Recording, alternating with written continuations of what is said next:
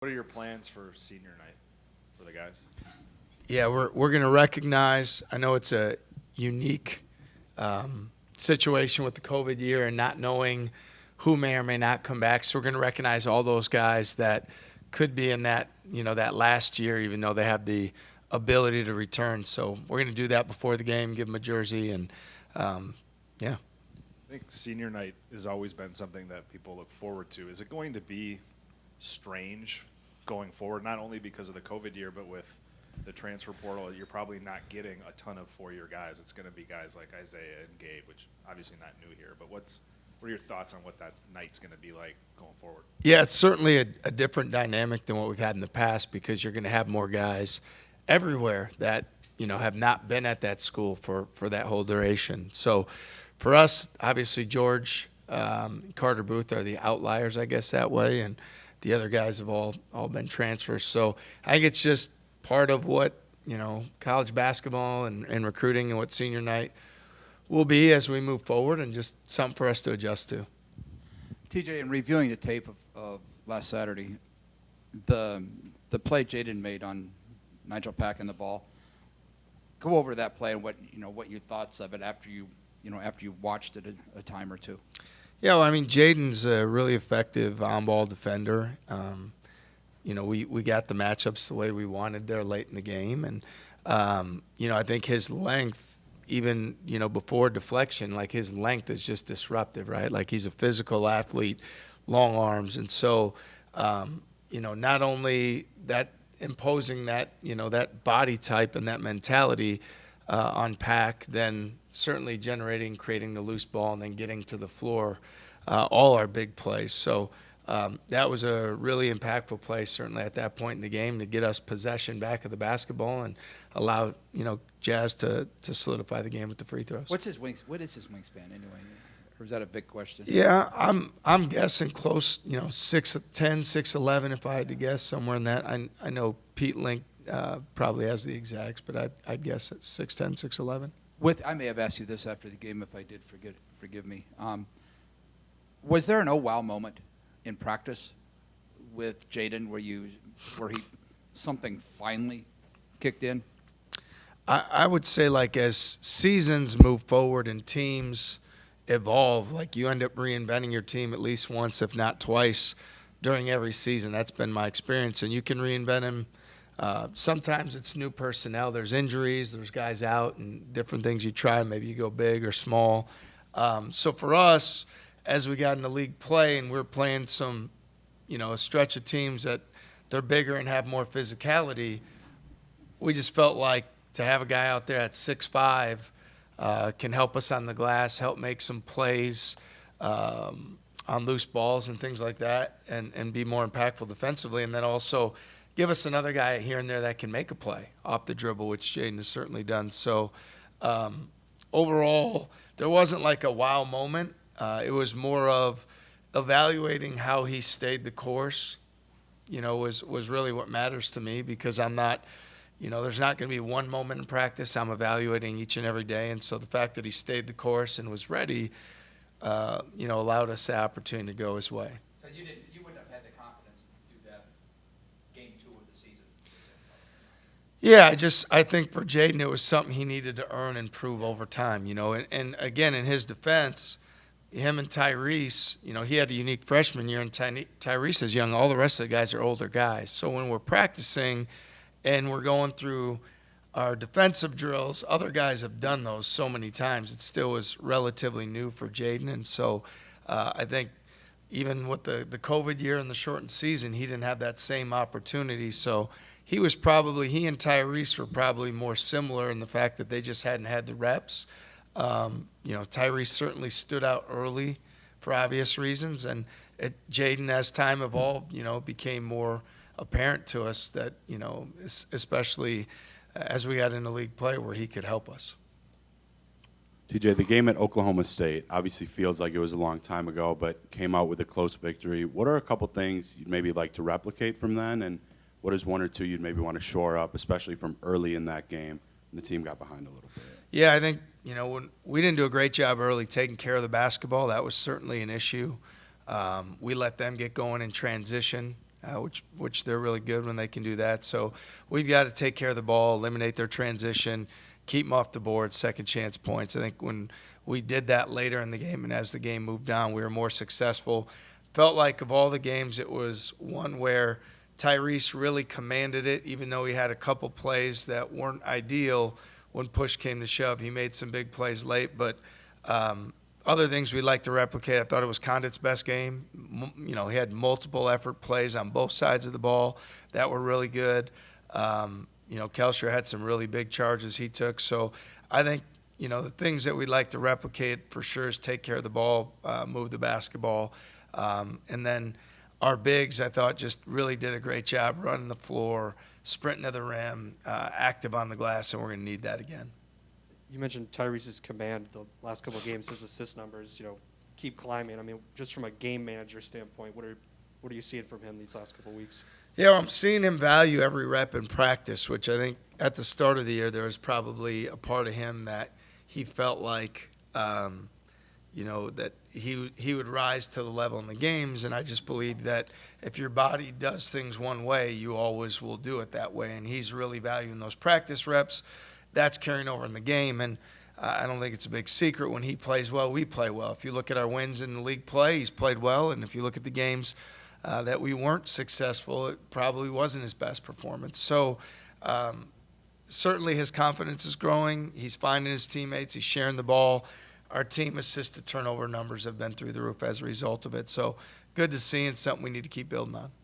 I know coming into the year, you obviously gave him a lot of freedom, controlling this offense, obviously point guard from day one. I mean, has he exceeded expectations of what you were wanting to see from him this year? Obviously, I know steals, assists, he's kind of climbing up the freshman ranks for this program. I mean, has he exceeded what you thought he would bring to the table right away? Or? I'd say we had very high standards for him. Hard to say at the beginning. I'm somebody that until I watch you work every day, it's hard for me to say exactly how I think it will go. As you do this long enough and you come across guys like Melvin Ejim or George Niang over the years and you see the work they do every day, you just know they're going to make the team win. And so with Tyrese, as this has gone on, there's been more and more of that from him as well.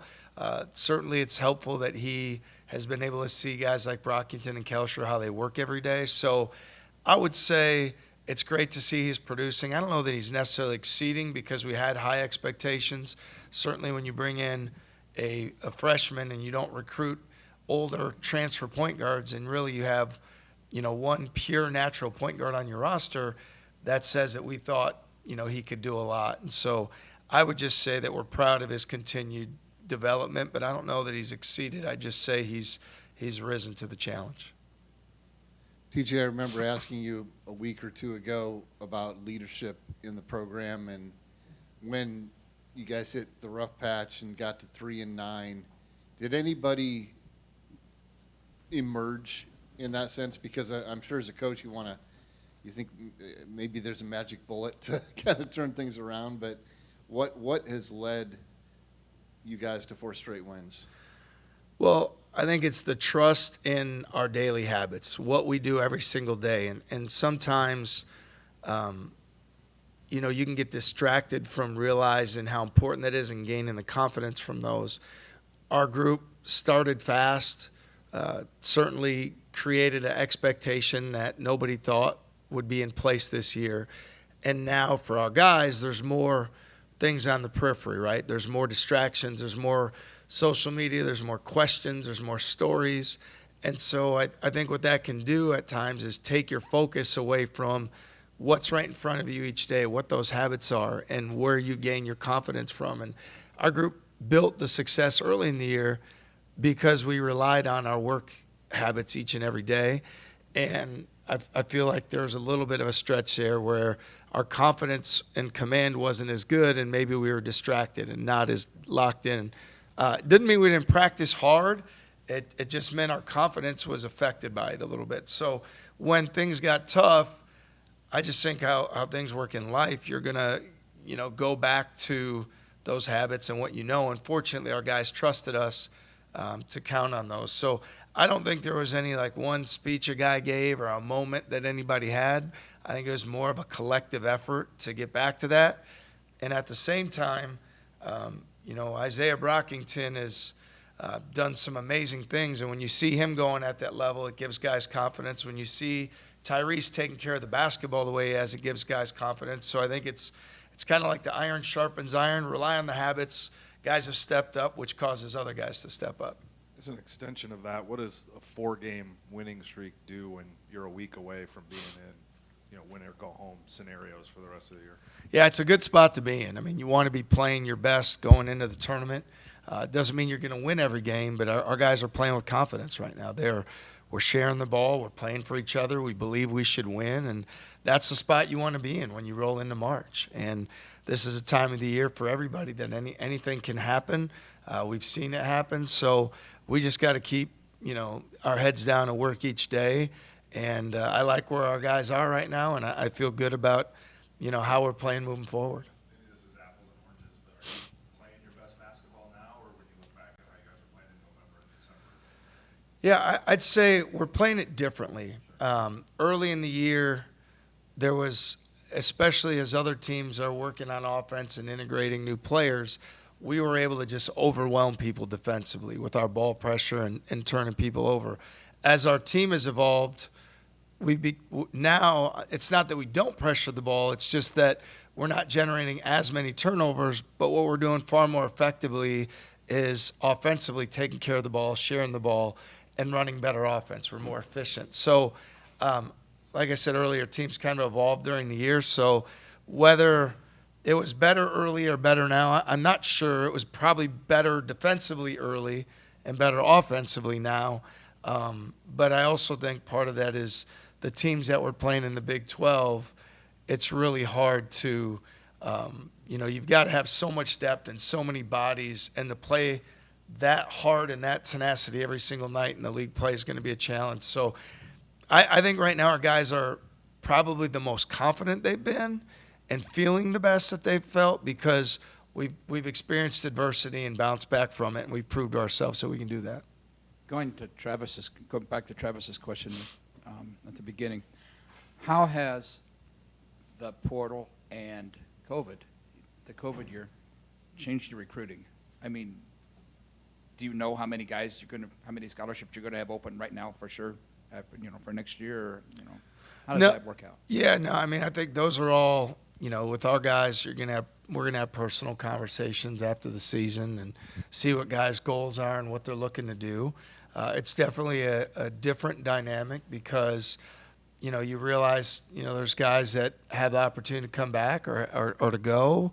And that may not be like in past years where it's only if it's for the NBA, right? There could be guys that graduate and decide to move on. So what it's changed is in recruiting, you've got to be mindful of a lot of scenarios, right? You've got to continue to be active in the transfer portal or aware of what might happen there. You've got to continue recruiting on all fronts at all positions because you're just not sure where everyone's head's at. And I'm somebody that looks at what's right in front of me, so we're not going to engage in any conversation with any of our guys about what might happen because we're going to keep our head down and stay focused on what we have right in front of us. And it's a great opportunity tomorrow in Hilton, to play Oklahoma State, and we're going to stay in that headspace and evaluate it all after the season.